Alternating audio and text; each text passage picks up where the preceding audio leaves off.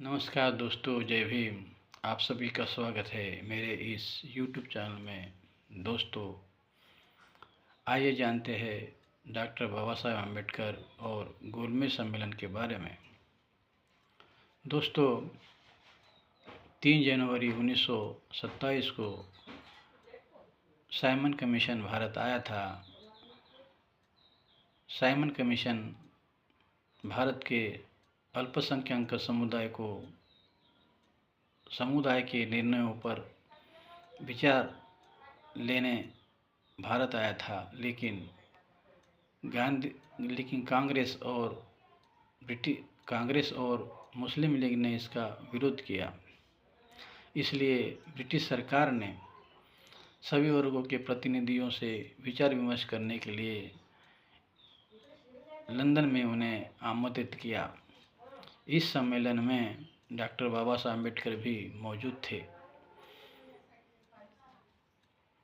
यह सम्मेलन पहली बार हाउस ऑफ लॉर्ड्स में लंदन में आरंभ हुई।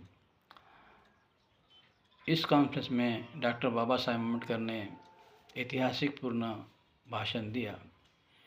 डॉक्टर बाबा साहब अम्बेडकर कहते हैं, मैं उन सभी दलित वर्गों का पक्ष रख रहा हूँ जो ब्रिटिश भारत में 340 लाख जनसंख्या का पक्ष है, जिनकी जनसंख्या इंग्लैंड और फ्रांस के बराबर है, लेकिन वे अस्पृश्यता के शिकार है।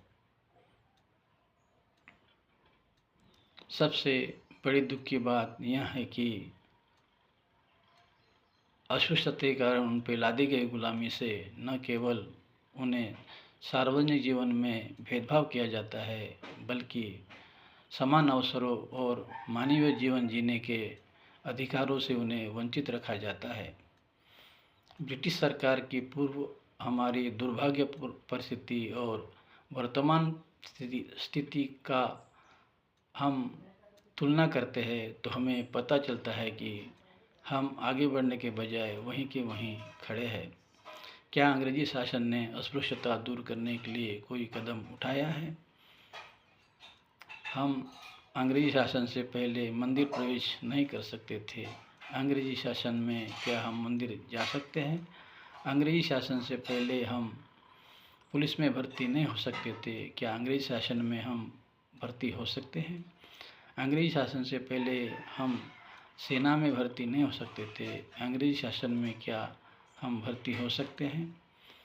आदि विषयों पर बाबा साहब अम्बेडकर ने अपने धैर्यतापूर्ण और विद्वत्तापूर्ण विचार रखे। इससे ब्रिटिश प्रधानमंत्री पर अच्छा प्रभाव पड़ा। इसके बाद डॉक्टर बाबा साहब अम्बेडकर ने लंदन में सभाएं बुलाकर दलितों के परिस्थितियों के बारे में उन्हें अवगत कराया और उनसे अपील की कि ब्रिटिश सरकार दलितों की ऐसी स्थिति के बारे में ध्यान दे। दूसरी गोलमेज परिषद में महात्मा गांधी भी मौजूद थे। उन्होंने यहाँ पर डॉक्टर बाबा साहब अम्बेडकर का विरोध ही किया। वे कहते थे, डॉक्टर बाबा साहब अम्बेडकर दलितों के हितैषी नहीं है। दलितों के हितैषी वह स्वयं को कहा करते थे। उन्होंने बहुत कोशिश की, लेकिन आखिर उनकी नहीं चलने पर उन्होंने कहा कि मैं हिंदू, मुस्लिम और सिख के अलावा और किसी को अधिकार देने के पक्ष में नहीं हूँ। 17 अगस्त 1932 को अंग्रेजी शासन ने कम्युनल अवार्ड घोषित कर दिया। इसके तहत दलितों को 2 वोटिंग का अधिकार प्राप्त हो गया।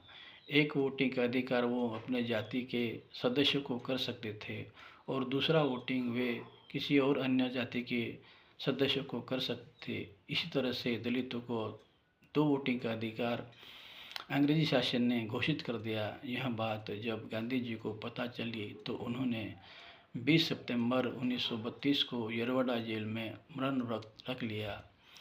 डॉक्टर बाबा साहब अम्बेडकर कहते हैं, मैं गांधी जी के प्राण के लिए दलितों के हितों की बलि नहीं दे सकता। इसके बाद यरवड़ा जेल में एक मीटिंग हुई, जिस मीटिंग में महात्मा गांधी, सरोजिनी नायडू, सप्रू जयकर, देवदास गांधी जो गांधी जी के पुत्र थे मौजूद थे, उनके साथ अन्य भी सदस्य मौजूद थे। महात्मा गांधी ने कहा हिंदू समाज को सुधारने के लिए एक अंतिम अवसर दे दिया जाए, इसलिए डॉक्टर बाबा साहब अम्बेडकर ने मजबूर होकर इस प्रस्ताव पर साइन किया। यह साइन येरवडा जेल में 24 सितंबर 1932 को शाम 5 बजे हुआ। गांधी जी की ओर से मदन मोहन मालवीय ने इस प्रस्ताव पर साइन किया। इस तरह से जो दलितों के 2 वोट का अधिकार अंग्रेजों ने दे दिया था वो कैंसिल होकर अब एक ही वोटिंग का अधिकार दलितों को प्राप्त हुआ। इसी को ही पूना पैक्ट कहते हैं। धन्यवाद।